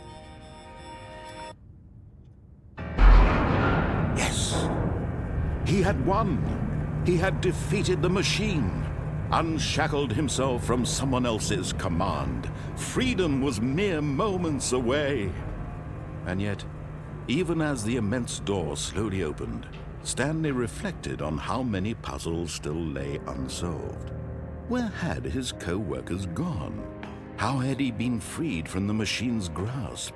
What other mysteries did this strange building hold? But as sunlight streamed into the chamber, he realized none of this mattered to him. For it was not knowledge or even power that he had been seeking, but happiness. Perhaps his goal had not been to understand, but to let go. No longer would anyone tell him where to go, what to do, or how to feel. Whatever life he lives, it will be his. And that was all he needed to know. It was perhaps the only thing worth knowing. Stanley stepped through the open door. Stanley felt the cool breeze upon his skin, the feeling of liberation, the immense possibility of the new path before him. This was exactly the way, right now, that things were meant to happen. And Stanley was happy. Damn, how many is out here? That was beautiful. That was a very beautiful ending. I liked that. Oh, okay. And reality sinks back in. All of his co-workers were gone. What could it mean? Stanley decided to go to the meeting room. Perhaps he had simply missed a memo. New content. Oh, new content? What does that mean, new content?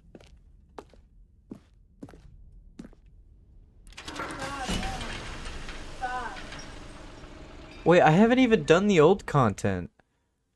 I'm camping so hard.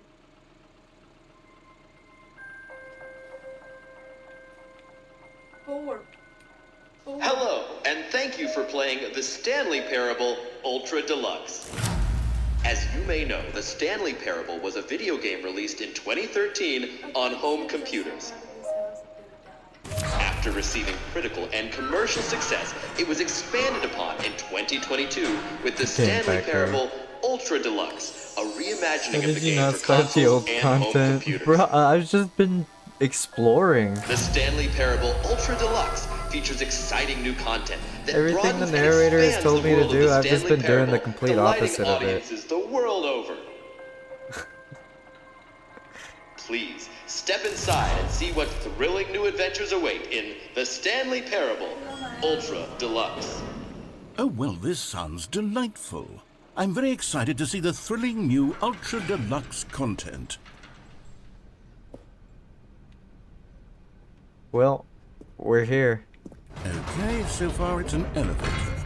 Nothing special yet, but I'm sure it's just the beginning of a mesmerizing adventure. Yes. Is it broken? What's going on here? Should we be moving somewhere or... Oh, there we go. All right, finally, at long last, it's on to the new content. I've never been more ready. Let's do it. New content, yay! Can't be. I have to say, initial impressions of Stanley Parable Ultra Deluxe, mostly tedious. It's as if Oh, okay. Let's see the content. Gimme the content, Stanley. Content. Wait, what? All right, let's see. It's the jump circle?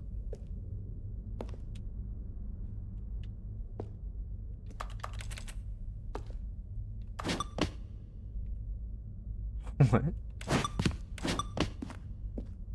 Yeah, I'm not doing that. Is that it? Surely that's not all the new content. There has to be something else, right? Wait.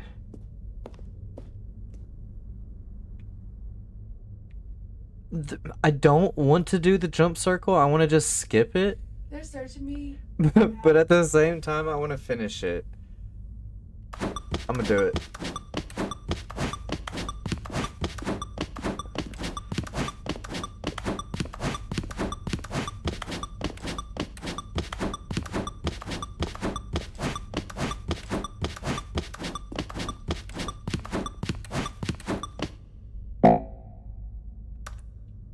Oh, I can't jump anymore. It just turns red. That's it? And I didn't even have to do it. Goodness, another elevator. Stanley, I have to say, initial impressions of this game are not positive. It's just elevators and jumping. Is this what passes for exciting new content? If this is new content, then I could just read you the whole dictionary. There's 20 hours of new content right there. Hell, I could counter 30 trillion. You could put that on the box. The Stanley Parable Ultra Deluxe, now with over 1,000 hours of new content. And oh, wait. There's more. Very good. Yes. I knew there had to be something else. Let's see it. I'm ready for whatever it is. The clock fucking time is just wrong. Thank you for enjoying That's it? Oh, you've got to be kidding me. You see, Stanley? This is what happens when greedy video game developers with no respect for their fan base rush a cheap expansion to market for no reason other than to make an easy dollar. And don't get me started on the level of craftsmanship that's gone into it. In fact, I'm looking right now at the game's achievements, and it's hard to believe one of them actually says, "Test achievement, please ignore." What quality assurance department signed off on this? I'm infuriated and I'm offended, and I intend to find these people on Twitter and hold them personally accountable. It's my fault, Stanley. I built up too much anticipation around the new content, I'm afraid. It could never have lived up to such expectations. If you're still with me, why don't we just reset the game and we'll try to get back to what the Stanley Parable is really about. For real. No frills, no gimmicks. Just you and me having a great time together like always. No. What do you say, friend? Wait, you restarted it for me. Oh, wait, what? That was crazy.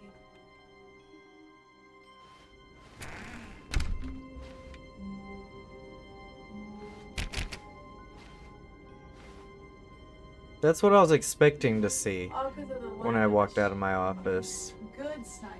That shit. Psst! Stanley! Come over here! In the vent! I want to show you something! Oh, you don't want to see the cool surprise I made for you? Well, fine. You're a dork anyway, so who cares? I would have dropped. Made his teammates panic. Would have started running in. Okay, bye, FQ.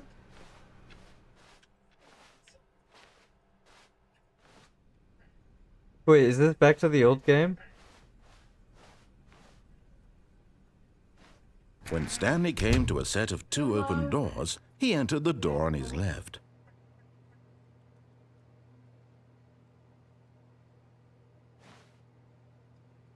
I guess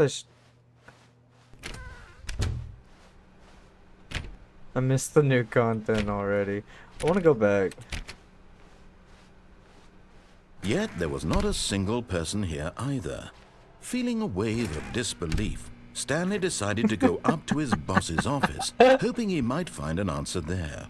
They won't let me in the broom closet.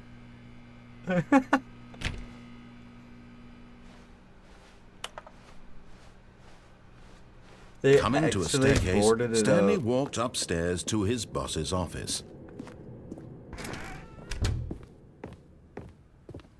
Okay, I think we all know the drill by now. Blah, blah, blah. Dark secrets, the keypad. sweet. Stanley pushes some buttons. Oh, hey, look, it's a new passageway. Kill surprise. Brilliant. Blah, blah, blah.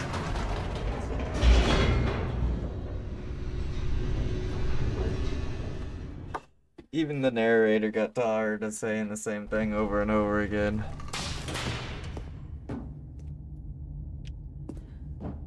Stanley walked straight ahead through the large door that read Mind Control Facility.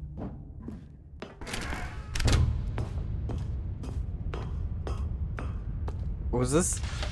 The lights Oh, I rose haven't on an even- enormous room packed with television screens. What horrible secret did this place hold? Stanley thought to himself. Did he have the strength to find out?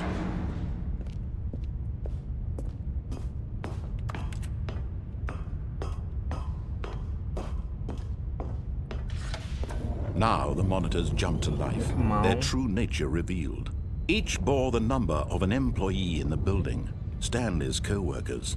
The lives of so many individuals reduced to images on a screen, and Wait. Stanley, one of them, eternally monitored in this place where freedom meant nothing. This mind control facility, it was too horrible to believe. It couldn't be true. Had Stanley really been under someone's control all this time? Wait, is this Was this actually the the only game? reason he was happy with his boring job? Yeah, that his I've been following all emotions the had been prompts right this manipulated time. to accept it blindly? Junior's bound to get kicked from No, a he refused to believe it. He couldn't accept it. His own life in someone else's control? Never. It was Never. unthinkable, wasn't it? Was it even possible? Had he truly spent his entire life utterly blind to the world? Locking strip, and I don't know. Wait. This way. But here was the proof. The heart of the operation. Controls labeled with emotions. Happy, or sad, or content. Walking, eating, working. All of it monitored and commanded from this very place. And as the cold reality of his past began to sink in, Stanley decided that this machinery would never again exert its terrible power over another human life. For he would dismantle the controls once and for all. Psych! Oh, Stanley, you didn't just activate the controls, did you? After they kept you enslaved all these years, you go and you try to take control of the machine for yourself. Is that what you wanted? Control? Oh, Stanley, I applaud your effort, I really do. But you need to understand, there's only so much that machine can do.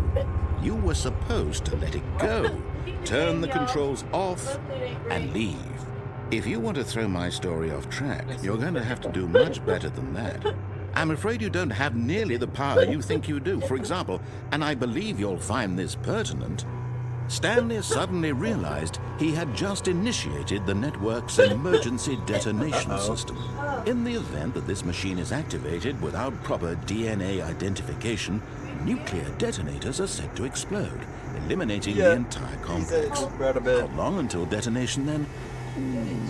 Let's say, 2 minutes. He said never mind. Ah, now this is making things a little more fun, isn't it, Stanley? It's your time to shine. You are the star. It's your story now. Shape it to your heart's desires. Oh, this is much better than what I had in mind. What a shame we have so little time left to enjoy it. Mere moments until the bomb goes off. But what precious moments each one of them is. More time to talk about you, about me, where we're going, what all this means. I barely know where to start. What's that? You'd like to know where your co-workers are? Where's the A four moment of button? solace before you're obliterated. All right, I'm in a good mood. You're gonna die anyway. I'll tell you exactly what happened to them. I erased them. I turned off the machine. I set you free. Of course, that was merely in this instance of the story. Sometimes when I tell it, I simply let you sit there in your office forever, pushing buttons endlessly and then dying alone. Other times, I let the office sink into the ground, swallowing everyone inside, or I let it burn to a crisp. I have to say this, though, this version of events has been rather amusing. Watching you try to make sense of everything and take back the control wrested away from you, it's quite rich. I almost hate to see it go. But I'm sure whatever I come up with on the next go-around will be even better. My goodness, only 34 seconds left. But I'm enjoying this so much. You know what? To hell with it. I'm going to put some extra time on the clock. Why not? For These are what? precious additional Incorrect. seconds, Stanley. Time doesn't grow on trees. Oh dear me, what's the matter, Stanley? Is it that you have no idea where you're going or what you're supposed to be doing right now? Or did you just assume when you saw that timer that something in this room was capable of turning it off? I mean, look at you. Running from 5. button to button, screen to screen, clicking on every little thing in this room. These numbered buttons, no, these colored ones. Or maybe this big red button, or this door.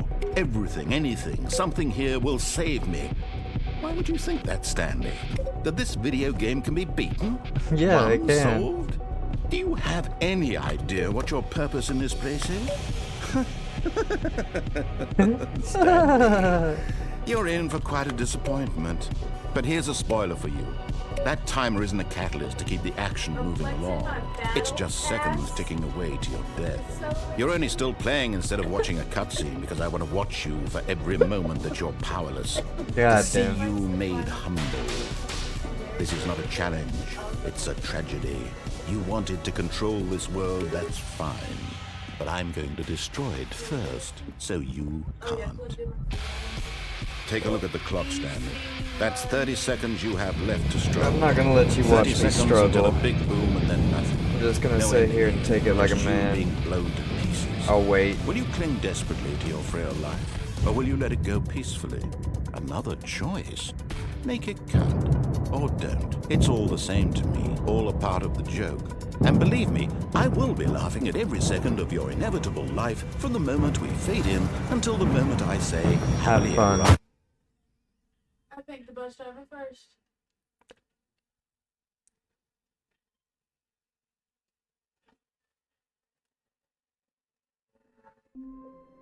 All right, we're back to the new content. Stanley, come over here. In the vent. I want to show you something.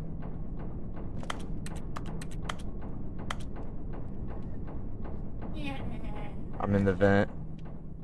You know, I like that Fortnite player. I like the Fortnite. Okay, you remember how cheap and unsatisfying the new Ultra Deluxe content turned out to be? Well, it got me thinking about the past and how much better the Stanley Parable used to be. So I made something special and tucked it away here where the game's developers won't find it. Just our little secret. Take a look. Hey, yo.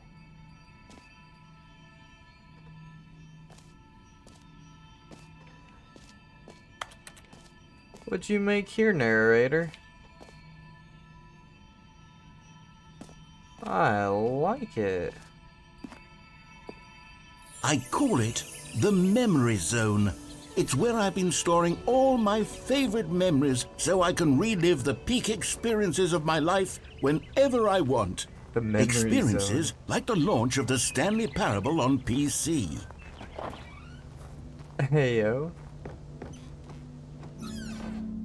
You see, Stanley, doesn't the Memory Zone remind you of how wonderful Stanley Parable was before it was sullied with a cheap re-release? Remember back in October of 2013, when the game originally launched? Back then, video games had integrity. Back then, it all meant something. Oh, the waste.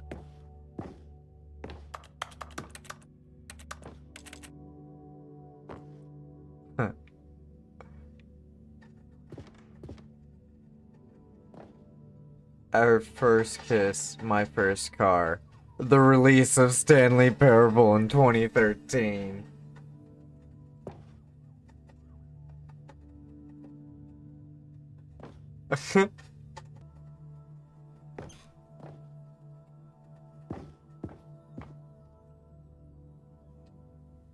Yes, fucking sir. British Academy of Film and Television Yes, Arts fucking awarded sir. to Stanley I thought that right Parable. there, Oh, squad. The Last of Us. Right. This is The Last of Us middle. My special Audience Award, the Stanley Parable. The Collector's Edition. Oh, man. Last of Us won that award, so that's funny. They got $1.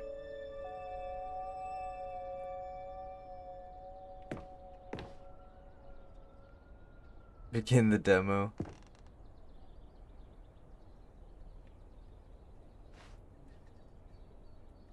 Go outside. Don't play for 5 years. Oh! Wait, that's an achievement? Someone was flying. Unachievable. It's impossible to get this achievement. Victor lost connection. No! We have to protect Victor. He just died. You just died, Victor. His loot just fell on the ground. Don't worry, I'll protect your loot. I'll hold your loot for you. Oh, except for that, I already have one of those. Victor!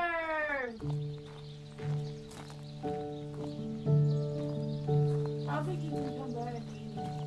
No, you And have over to wait till the here next is where I day. keep reviews of the Stanley Parable. Like this stunning triumph of games journalism. 10 out of 10 from Destructoid.com. James Stephanie Sterling writes, and Oh I my quote, god. "Where so many games that aspire to be more than games end up less than any form of art, Stanley Parable strives and then succeeds to be every game ever created." Did you hear that, Stanley? Every game ever created. That's how grand and all-encompassing the original Stanley Parable was. It was literally every game ever created. It was Skyrim. It was Persona 3. It was all of them. And now, it's nothing. It's no games at all. It isn't even the Stanley Parable anymore. It's just a husk now. A lifeless husk with an Damn, hour that of new sucks. elevator content. Are you using Wi-Fi? Is there any way you can like direct wire into the Wi-Fi or into your modem or router? That way, that'd make you lose connection less if you're not already hooked up like that. The tasteful nostalgic. It was good.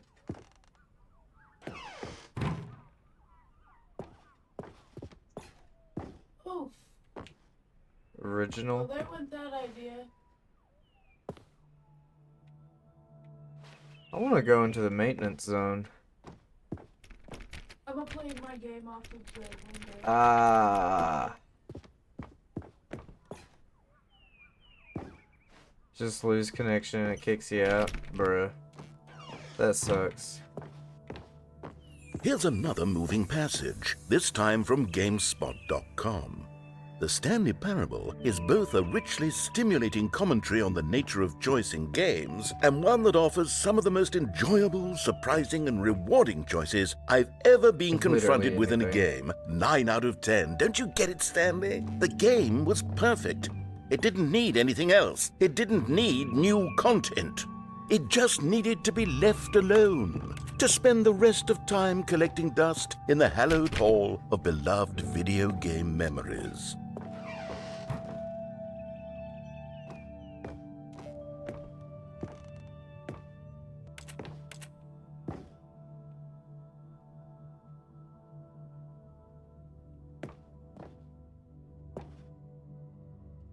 Bruh.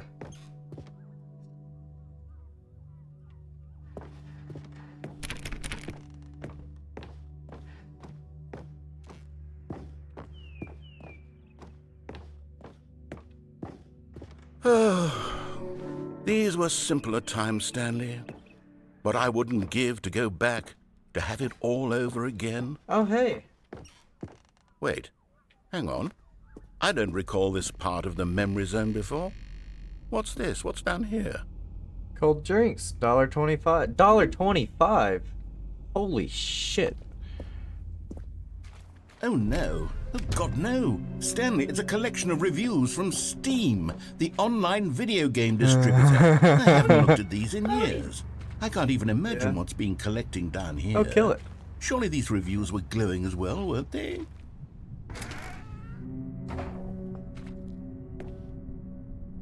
The recommend is behind the things, but the not recommend. Honestly, I could not be bothered to play this game to full. To play this game to full completion. The narrator is obnoxious and unfunny, with his humor and dialogue proving to be more irritating than entertaining. Unfunny. I'm not trying to be funny.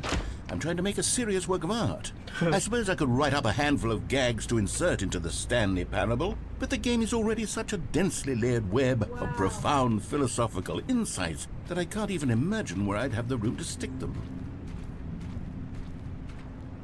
Alright. Steam reviews.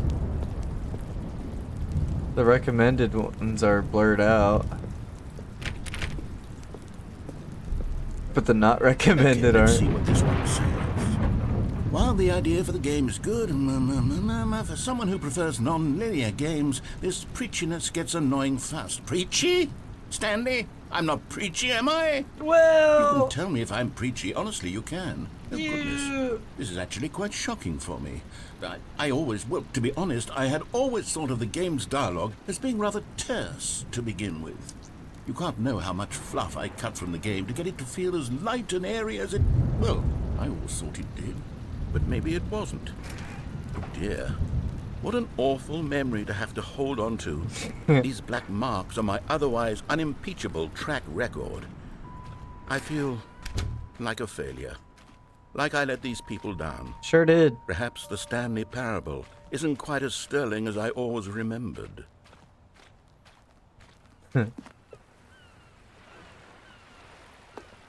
What's this one got to say? You constantly have to stop doing anything so the narrator can catch up with his long-winded explanations of what's happening. I wish there was a skip button. A skip button? Well, yes. Yes, I think we can do that. If I'm truly too preachy, then maybe letting you skip ahead for just a moment, surely it couldn't hurt. Not if it means we can strike these negative reviews from the record. Only positive reviews of the Stanley Parable. That's my motto today, and it's always been my motto. I'd do anything for the customer, Stanley. Yes, a skip button we shall have. Don't you worry.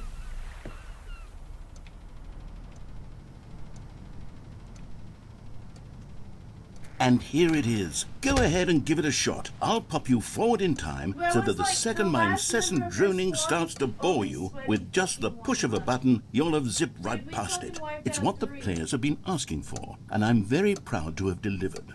No more listening to me rambling on and on and on. No. The Stanley Parable is a game for the people. And if the people want silence, then by goodness, that's what they're going to get.